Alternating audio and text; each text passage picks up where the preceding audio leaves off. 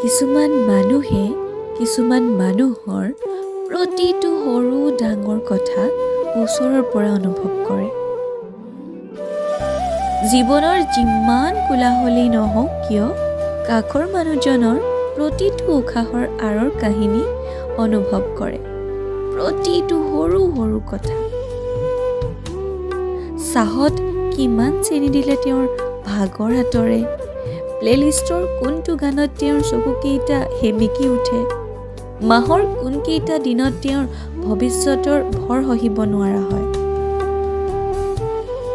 নেটফ্লিক্সৰ কোনখন চিনেমাত তেওঁ নিজকে বিচাৰে, অথবা কিয় টেবুলৰ ওপৰত থকা সৰু কেপ্টেইন আমেৰিকাৰ শ্লিটখন তেওঁৰ আপোন।